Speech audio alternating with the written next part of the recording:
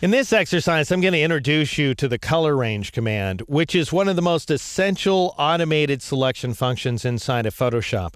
You might think of it as being the Magic Wand 2.0. Now, it's been around inside the program for a very long time. A lot of people, however, don't know it exists, and it's just an absolutely fantastic tool. It offers all of the automation of the Magic Wand tool, plus, once you come to terms with it, all the ease of use, as well as taking care of basically all the problems that are associated with the Magic Wand. In other words, it provides dynamic results.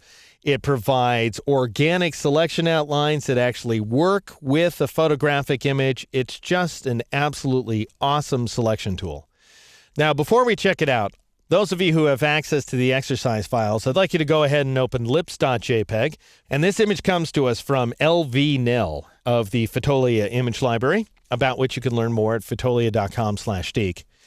And let's say that we want to do two things with these lips. First of all, I want to change out the lipstick. Instead of this kind of golden dark lipstick, I want bright, vivid cherry red lipstick. So we're going to have to apply in just the lip region, not on the teeth, a hue saturation adjustment layer.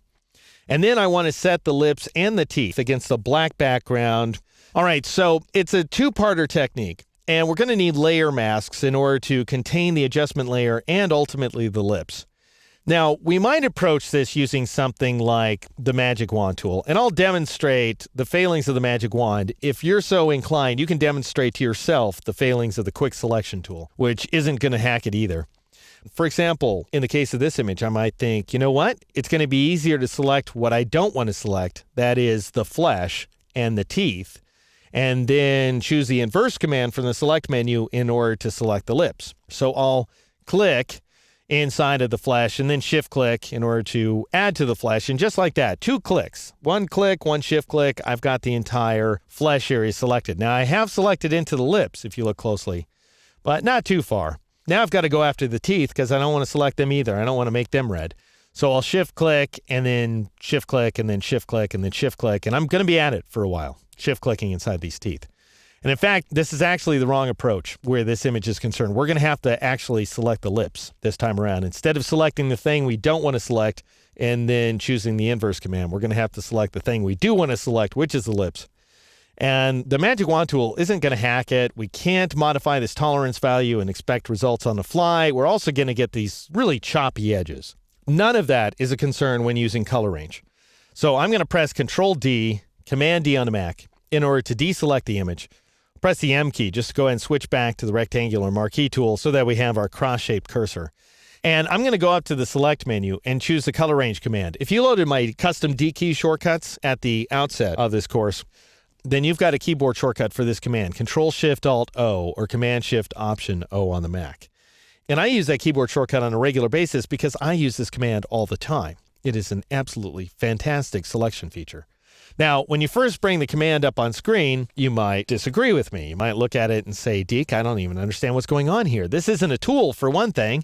At least the Magic Wand tool was a tool, and I can use it inside the image. This thing's a dialog box, and it features this unreadable thing in the middle of it, and this fuzziness value. So what in the world's going on? Well, remember how the Magic Wand tool allows you to click inside the image in order to lift key colors. Well, that's what you can do if you click inside of the image using this eyedropper as well. So just imagine that the eyedropper is your Magic Wand. For example, if I were approaching the image the same way I approached it using the Magic Wand just a moment ago, I would click inside the flesh in order to isolate one key color, and then I would shift click in another location in order to load another key color.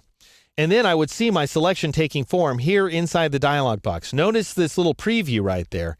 That is a preview of my selection, but it's a mask style preview.